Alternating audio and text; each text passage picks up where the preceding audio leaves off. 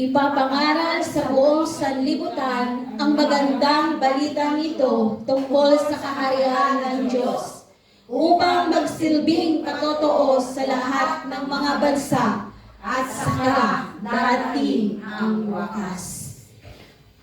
O Heavenly Father, we are here, O Lord, with a grateful heart. Salamat po sa buhay ng aking mga kapatid. Nanawa, Lord, ay bukas yung kanilang puso to receive the good news, to receive the truth, to receive the gospel. Hallelujah. Buksan nawa ang aming mga puso, ang aming kaisipan, ang aming pandinig. That let the power of your Holy Spirit, pawiin mo, Panginoon, kung anuman ang sasagabal, anuman ang hahadlang sa pakikinig ng salita ng Panginoon sa umaga. Let your Holy Spirit be our guide, be our teacher this morning, O God. Hallelujah. Tulungan mo ang bawat isa, Panginoon, that there will be a power to your word. May kapangyarihan na mangwasak ng mga puso na nagmamatigas sa umagang ito. Correction, encouragement, and transformation will be received this morning. Lord, salamat po, Panginoon. Gamitin mo po ang iyong lingkod to deliver your good news, O God.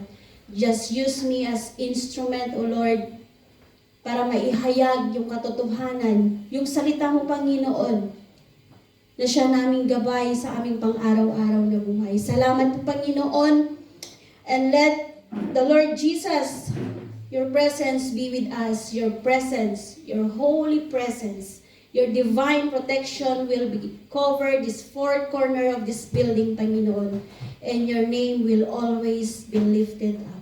Your name will always be glorified, and your name will always reign in this world. Thank you, Jesus. To you alone the glory, honor, and thanksgiving. In Jesus Christ's name I pray. Amen. Amen. Maaari na po tayong umupo. Praise the Lord. Hallelujah. Amen. So in our text it says here in English or in New International Version, and this gospel of the kingdom will be proclaimed throughout the whole world as a testimony to all nations, and then the end will come. So our theme for today is the gospel must go to all nation. Mamaya matatakal po natin bakit nandoon yung must go. So when we look at the world today, nakikita natin kung ano yung nangyayari sa panahon natin ngayon, di po ba? Yung dilingid sa ating sa paningin natin, sa kaalaman natin, that today is talagang we feel overwhelmed, nai-stress, we are controlled with our emotions dahil po sa nangyayari sa paligid. Nations having conflicts, nandiyan yung natural disasters, meron yung mga baha, may mga sunog, at palala ng palala, nagiging pasama ng pasama ang daigdig. Nagiging pasama ng pasama yung mga nakapaligid sa atin. And the truth is, they can twist. Pwede nilang iliko kung ano yung katotohanan. Yan ang nangyayari sa atin, mga kapatid. And many believers, tayo, na mga lingkod ng Diyos, tayo ay nagtatanong, ito na ba yung end of the world? Is this are we living now in the last days? Naitanong po ba natin yun sa ating sarili? That we are now living in the last days. But Jesus' disciples asked him the same question. In our text, in Matthew 24:14, Jesus did not begin by giving them date. Hindi siya nagbigay ng araw o petsa. Instead po is describe niya kung ano yung mangyayari sa ating paligid. There will be deception, persecution, lalo na po sa ating mga Kristiyano na nagpapatuloy, na nagbabahagi ng salita ng Diyos. Palala ng palala yung kasamaan ng mga tao ngayon. But right in the middle of this shaking, Jesus give a powerful, hope-filled declaration. Sabi ng Panginoong Yesus, despite everything happening around us, the gospel will continue to advance. Kahit anong kaguluhan ang nangyayari sa gitna ngayon, mananatili. The gospel will proclaim. The gospel will continue to spread to all nations. Hindi magiging hadlang yung war na nangyayari ngayon. Hindi magiging hadlang yung pag-persecute sa iyo. Hindi ka mananatiling tahimik na lang. Or hindi magiging hadlang yung kasamaan ng mundo ngayon. So Jesus give us a clear marker, not for fear. Huwag tayong matakot kung ano nangyayari sa paligid natin. But for mission. Sabi niya sa ating team, the gospel must go to all nations. So the word here must go. This is a mandate. This is a calling. So number one, I have 2 points here. Number one is global mission. Global mission will be preached in the whole world as a testimony to all nations. Ito po ay gawaing pandaigdig. Ito ay cross-cultural mission or global outreach.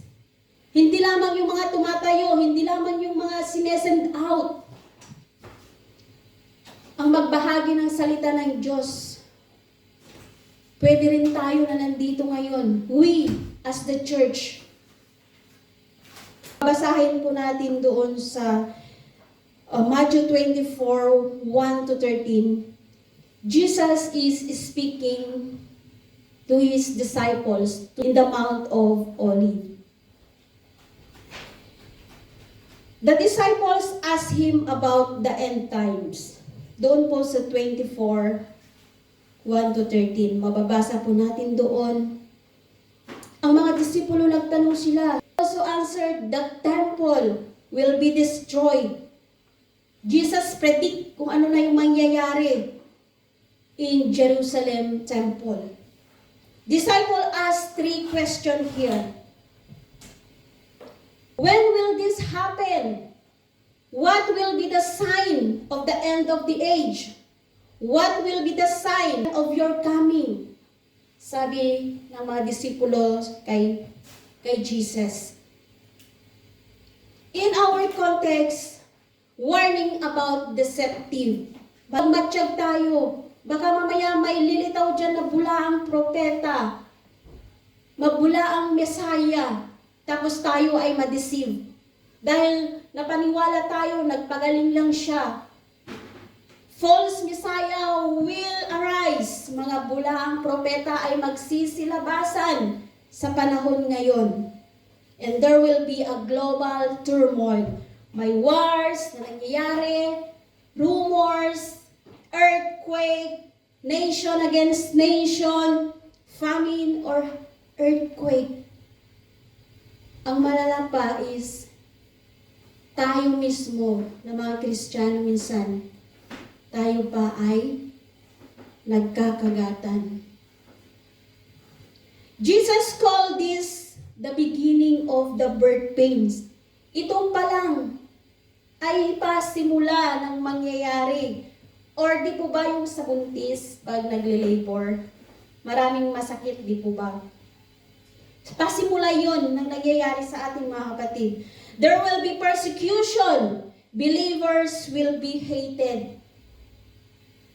Napapansin natin maraming mga pastors na pinapatay, maraming mga nag-share, mga missionaries na mga hinuhuli, kinukulong, tinotorture. At ito na nga, persecution. believers will be hated. Like also the 12 disciples, nakaranas po sila ng persecution. At kung babasahin po natin yung kanilang buhay, kung paano po sila namatay, ay hindi ko po alam kung makakaya ba natin ngayon yon. Pitik pa lang sa atin, umaaray na po tayo. Konting sugat lang, umiiyak na tayo. How much more yung mga buhay ng mga disipulo na yan, yung panahon ng ating Panginoong Yesus. So false prophet will be mislead many. Ililigaw tayo ng mga misayang, mga bulaang propeta. Mga nagpapanggap na si Kristo, mga nagpapanggap na sila ay propeta. Yun po ay gawa ng kaaway.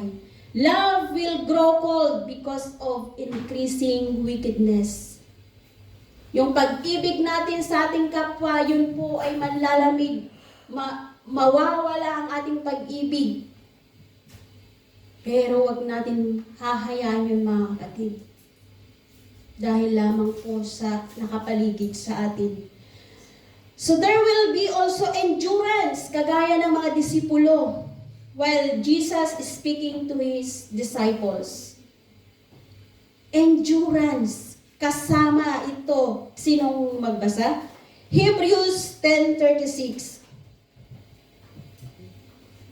You need to persevere so that when you have done the will of God, you will receive which He has promised. Amen. For you have need of endurance, magtiis, so that when you have done the will of God, you may receive what God promised. So yung pagtitiis pala natin, there will be a reward.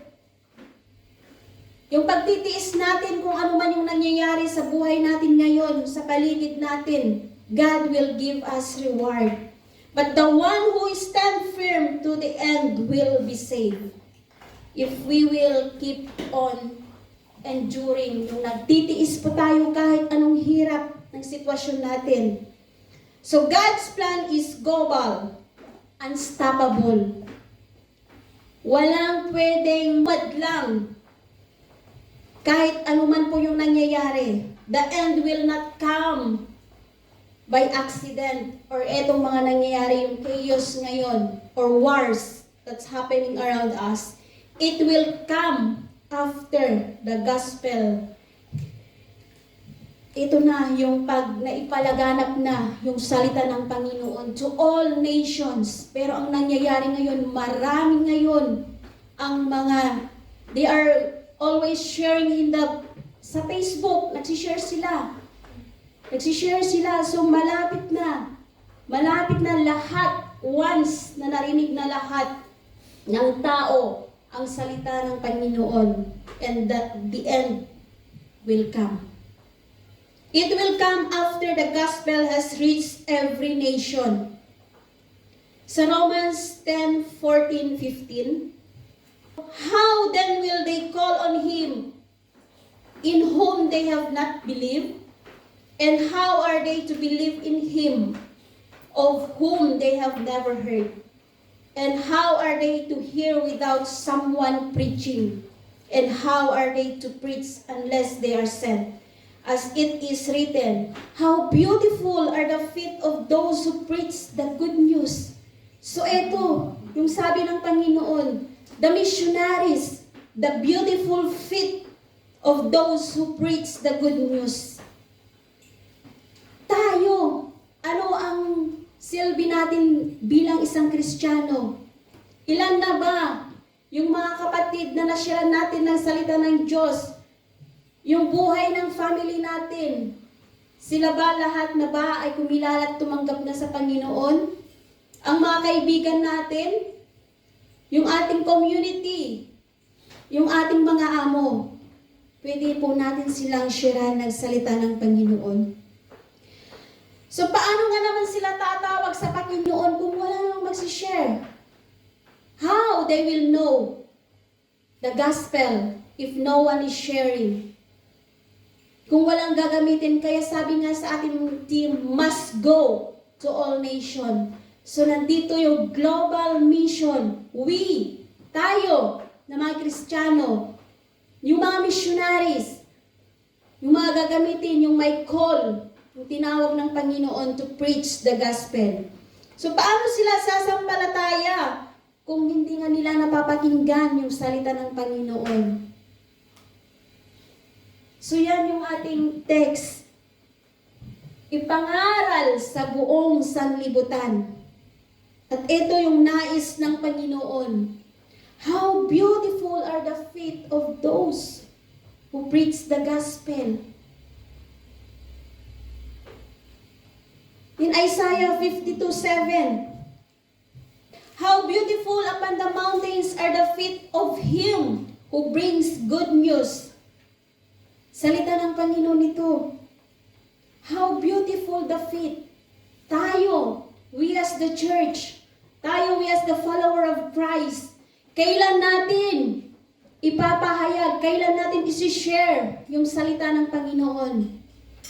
Ang aking natutunan sa sarili ko while I'm in the mission, sabi ko, magpapatuloy akong magbabahagi ng salita ng Panginoon. Kahit na may isa, kahit iisa na yung makikinig ang salita ng Panginoon, I will preach the gospel. I will spread the good news. Yon ang nais, yon ang sabi ng Panginoon, how beautiful are the feet of those who preach the good news. Nawan naisin natin yun na kahit may isang nakikinig, sharean pa rin natin sila. May maitanim pa rin sa puso niyan. Alam natin na makikinig at makikinig din yan. So let's proceed to number 2. Proclaim before the end comes. Proclaim. And then the end will come. Mababasa po natin doon sa next verses sa Matthew 24:15 to 28. After declaring the global mission, ito yung ating first point kanina, global mission. And now, let's proclaim before the end comes. Jesus shift the specific sign. Sinabi na niya dito sa mga next supporting verse, the abomination of desolation, a time of great tribulation. Meron pong hardship, meron pong suffering, kagaya sa buhay ng mga disipulo, kung ating babalikan sa ating text. Desolation is spoken by the prophet Daniel, standing in the holy place. Then let those who are in Judea flee to mountains.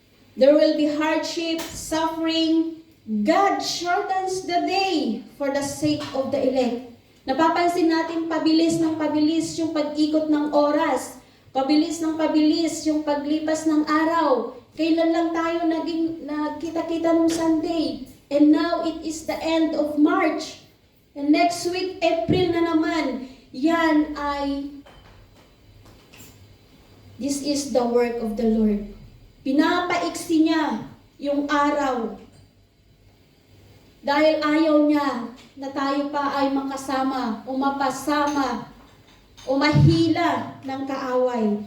So more warning against deception. Doon po sa verse 23-26. If anyone says to you, look, here is the Messiah, do not believe it. Marami akong nakikita sa YouTube, sa Facebook. Mga nagpro-prophesy, mga nagpe-predict, na ganitong mangyayari. Be vigilant, be wise, ask God wisdom. For the coming of the Son of Man. 1 Thessalonians 5:2. Sapagkat alam ninyo na ang pagdating ng araw ng Panginoon ay tulad ng pagdating ng isang magnanakaw. So no one knows kung kailan babalik ang ating Panginoon. Kahit yung mga anghel, wala. walang makapagsasabi. Sinabi naman niya dito, pinaalalahanan niya tayo na ito ang mangyayari. Pero minsan, nagpapanik tayo. Nagpapanik tayo kung anong nangyayari sa paligid. Mark 13:10, pakibasa. Mark 13:10. Ngunit kailangan munang maipangaral sa lahat ng bansa ang magandang balita. Amen. Amen. And the gospel must first be proclaimed to all nations. Kailangan nating maihayag. Kailangan nating maibahagi ang salita ng Panginoon. Sa Acts 1:8, but you will receive power when the Holy Spirit has come upon you, and you will be witness in Jerusalem, in all Judea, Samaria, and to the end of the earth. So the Holy Spirit will be with us when we desire to share the good news, to share the gospel. So huwag kang matakot, sasamahan ka ng Santong Espiritu para magsalita. The Holy Spirit is the one who will speak to you to share the good news.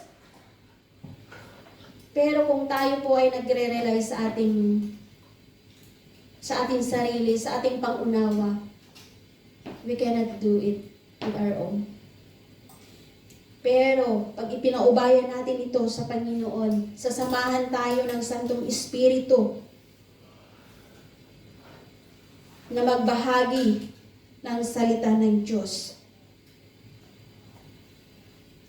Also in Revelation 14:6, the eternal gospel proclaimed to every nation, tribe, and language. So talagang this is a global mission. This is a global call. Lahat tayo ay dapat kumilos, lalong-lalong na tayo. We are the follower of Christ. We are His disciples. Disipulo niya tayo. Hanggang kailan tayo kikilos? Dahil ayaw ng Panginoon na may isang kaluluwa na mapunta sa impyerno. Nais niya tayo ay makasama niya sa kanyang kaharian. So the mission is set in a word of shaking. Jesus doesn't promise an easy environment. Hindi niya ipinangako na ganitong mangyayari. Na magiging masaya ang sitwasyon. But Jesus promised to have a victorious gospel, to proclaim the gospel, to proclaim the good news, ipapahayag, ipapalaganap yung salita ng Panginoon. My question is, ano po yung role natin? We as a church, tayo bilang isang Kristiyano, tayo bilang disipulo ng Panginoon. Ang nais ng Lord, we must be active. Maging alive tayo. Not reacting, hindi yung nananahimik tayo. Pero marami pa dyan sa paligid ang hindi pa nakakilala o hindi pa nakarinig ng salita ng Panginoon. Nagpapanik because of what's happening around us. Huwag magpanik. Yan ay biblical. Yan ay nasusulat.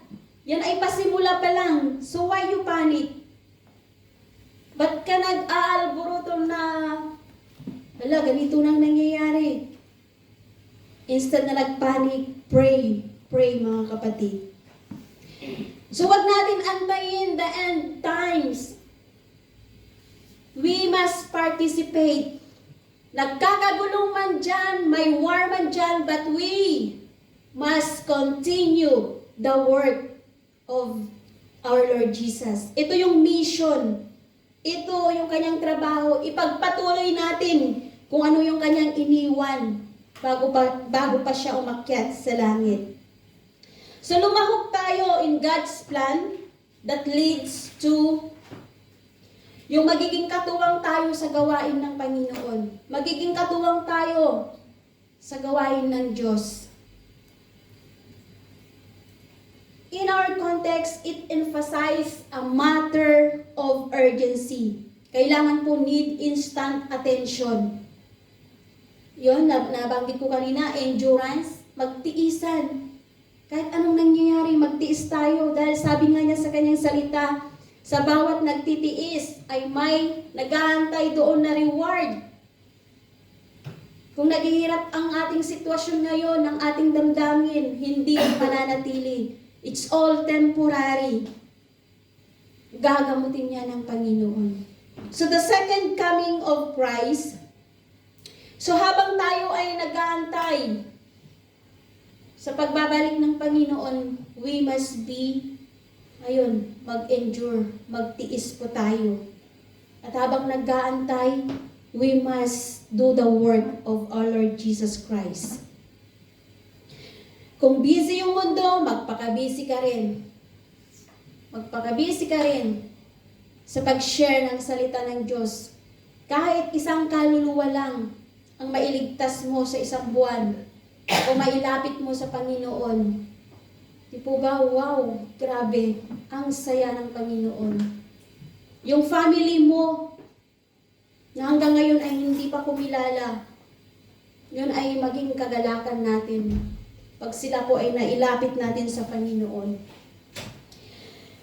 So maging busy din tayo sa pag-spread ng good news kung nangyayari man yung mga gulo dyan sa paligid. At dito po ay papasok yung evangelism. Yung pag-evangelize natin, how we will share the gospel. And God is looking for a faithful discipleship. Faithful discipleship of the Lord. A faithful discipleship in the end of the days or in the last day. Or ito na yung nangyayari ngayon. Mananatili pa kaya tayong tapat sa gitna ng nangyayari? Kahit na anong sitwasyon, anong nang nangyayari sa paligid natin, we will remain faithful. We as disciple of our Lord Jesus.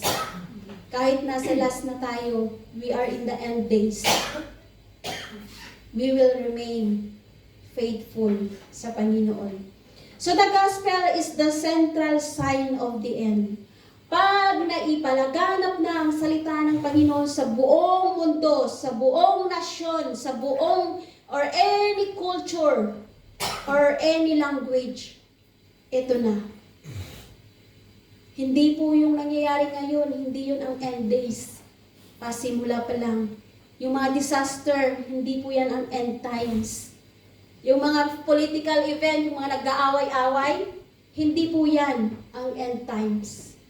But it is the global proclamation of the gospel. Pag naipalaganap na, naihayag na yung salita ng Diyos, narinig na ng lahat ang salita ng Diyos, ito na po yung end times. Nasabi sa ating text. At sa kadarating ang wakas, once the gospel proclaimed to every nation, to every tribe, and to every language. So yun ang magiging end times. Hindi yung war ngayon, war ng Iran at Israel, noon pa yan. Di po ba noon pa yan? Masyado tayo nagpapanik. Ang gawin po natin is, we must pray. Manatili tayong matatag sa sitwasyon natin ngayon.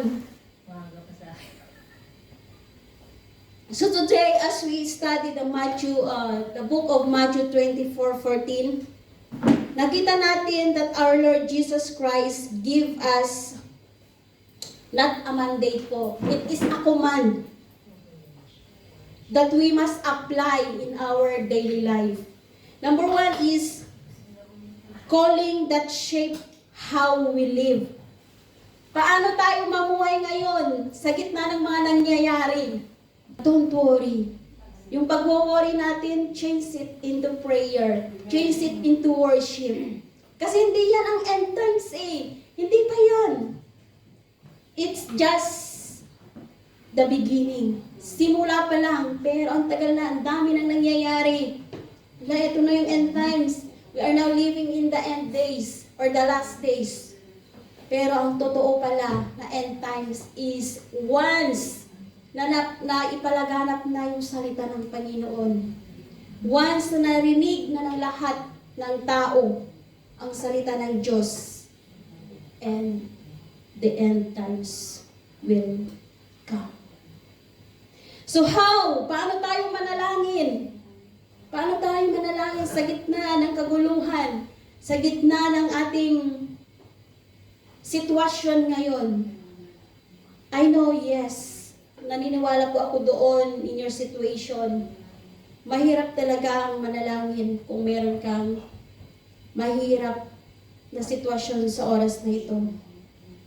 But still, open your heart. The Holy Spirit is the one who will guide you to speak or to pray or lumapit sa Panginoon.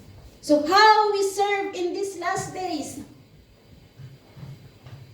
Paano tayo manilbihan? Kahit na maraming nangyayari sa paligid. Baga ang mangyayari sa ating mga Kristiyano, lubog-litaw na. Depende kung ano yung sitwasyon mo.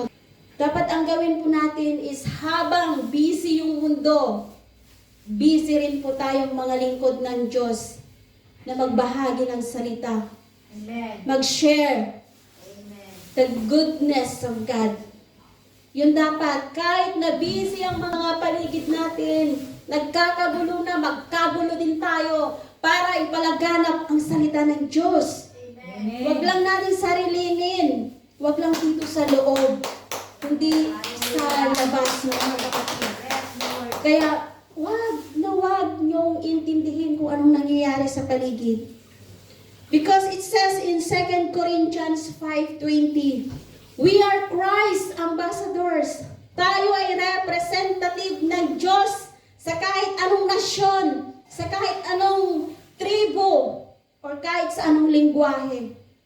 We are Christ ambassadors. Di po ba? For example, ako as a pastor, I send Mami Delilah to go to another church as representative of Agape Shalom. So yun po ang ibig sabihin, that we are the Christ ambassador. So kapatid, habang tinitingnan natin yung nangyayari, ano yung napipicture, ano yung naiisip natin? Di ba, ang daming kaguluhan, laganap na yung kasamaan, basta lang pumatay. Grabe ang nangyayari. Palamig, yung nalalamig ka sa relasyon mo. Huwag lang manlamig yung relasyon natin sa Diyos. Wag lang yun ang manlamig, yung relasyon natin sa Diyos. Madali tayong manghina, madali tayong matakot. Ngunit sa gitna ng lahat ng ito, malinaw na sinabi ng Diyos, kahit anong nangyayari sa paligid, mananatili na maipahayag, na maipalaganap ang salita ng Diyos. So habang hinihintay natin ang pagbabalik ng Diyos, magpaka-busy tayo sa pag-share ng salita ng Diyos. Magpaka-busy tayo sa ating ministry. Kasi once na nakafocus po tayo sa gawain sa Panginoon, yung problema, parang ano na lang yan kahit na maraming tumatama sa iyo, wala na. Because we are covered by the blood of Jesus. We are focusing on the message of the cross. We are focused on the power of our Lord Jesus. Napagtagumpayan na niya ito lahat. So kaya din natin ito dahil po sa kanyang tulong, sa kanyang biyaya, sa kanyang habag. So wag tayong maging tamad. Huwag tayong matakot at huwag po tayong mawalan ng pag-asa. Sa halip, magtiwala tayo sa Diyos.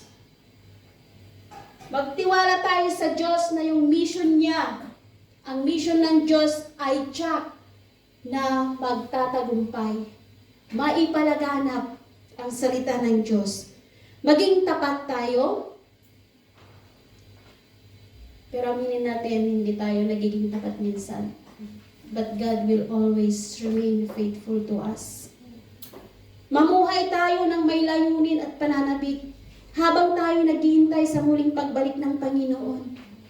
Nandun dapat yung kasabikan na, wow, yung nag-aantay tayo na handa yung puso natin. Kasi yun talaga ang importante.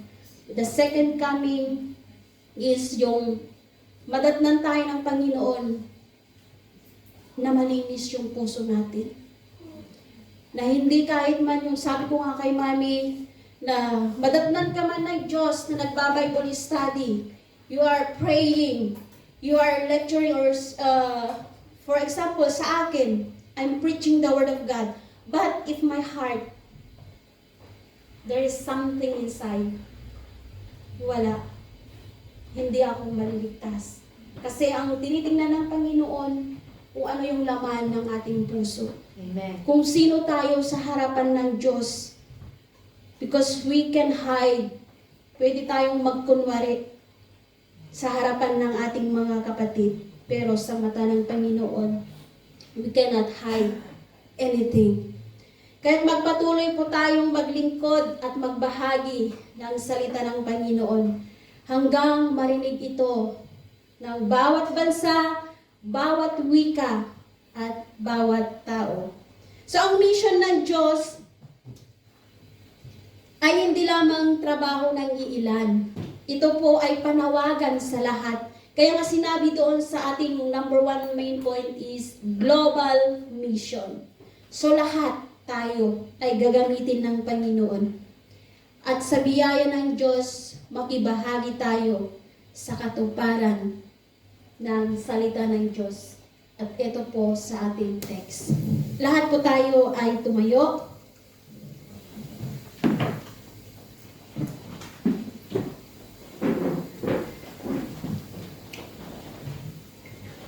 Makibahagi tayo sa katuparan ng trabaho ng Panginoon. Sabi nga niya sa 28, sa Matthew 28, lagi natin itong naririnig. Matthew 28, 19 to 20. Go therefore and make disciples of all nations, baptizing them in the name of the Father and of the Son and of the Holy Spirit, teaching them to observe that all that I have commanded you, and behold, I am with you always to the end of the age. Awitin ko natin yung this kingdom. And this kingdom will know no end, and its glory shall know no bound. For the majesty and power of this kingdom, King has come, and this kingdom reign, and this kingdom's rule, and this kingdom power and authority. Jesus, God's righteousness revealed.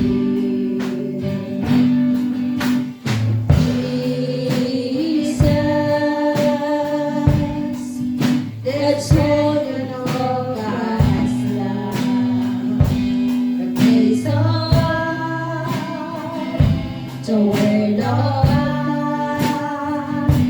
revealed to us. Jesus, God's holiness displayed, now glorified.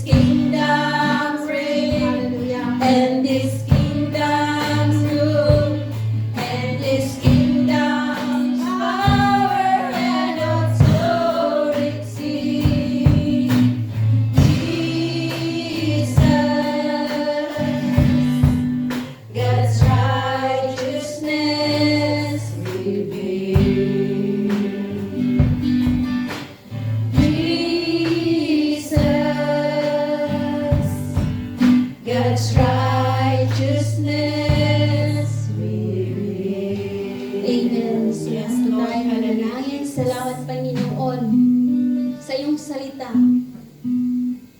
Lord, anuman yung nangyayari sa paligid namin, kung busy man yung mundo, Lord, give us the strength na magpakabisi rin po kami to share the good news, your gospel, that it will remain. Mawawala man ang langit at lupa, pero mananatili ang iyong salita. Amen. Mananatili ang iyong salita sa mundong ito. Amen. So be with us, O God. Give us strength. Give us the boldness, O Lord, to share the good news. Amen, Father God. Give us the strength, Panginoon, kung kami man po ay nangihina sa mga oras na ito, Lord, palakasin mo po ang aming espiritual na buhay. Through your words, O God, speak to your servants. Hallelujah. Bless their life, O God. Heal them, Panginoon, hindi lamang po sa kanilang physical na pangangatawan, but also in their inner being. Sa kanilang mga puso, sa kanilang kaisipan, use us, O God. Gamitin mo po ang aming bibig to proclaim the gospel. Na kami po ay lumahok sa iyong gawain sa pagpapalaganap ng iyong salita, O Father God. Let the power of your Holy Spirit to be with us, to be our teacher, to be our guide. Kung paano po namin, Lord, ibahagi yung salita mo na may katotohanan, na may katapangan, Panginoon, sa oras na ito, sa nangyayari sa mga paligid po namin, Panginoon. Lord Jesus, hallelujah. As we proclaim your good news, O Lord, may you strengthen our faith, O God. Palakasin mo po, Panginoon, yung aming pananampalataya sa mga oras na ito. Na patuloy po namin, Lord, panghawakan ang inyong mga pangako. Na yung mga anak mo na patuloy na nagtitiis. At the end, Lord, they will receive the reward. And thank you, thank you. At patuloy po namin panghahawakan ang inyong mga salita, ang mga pangako mo, Lord, sa buhay namin. Thank you, Father God. And I speak blessing upon blessing to this congregation, to my brother and sisters, oh God. Hallelujah. Katagpuin mo, Panginoon, ano man yung pangangailangan nila sa mga oras na ito, Panginoon. Kung sila man, Panginoon, ay nabibigatan, nasusugatan, O Lord God, they are emotionally, O Lord God, in pain, Panginoon, Lord, comfort them. Comfort them, O Father God. Paramdam mo, Panginoon, na hindi po sila nag-iisa sa mga oras na ito. That you are always with them. Lord, alam ko po na hindi babalik ang iyong salita na walang kabuluhan. Ito po ay naitanim sa puso ng bawat isa, Lord, na ito ay lalago at mananatili at ito ay kanilang isa sa pamuhay, O Father God. Thank you, Father. All glory and honor belongs to you. In Jesus' name.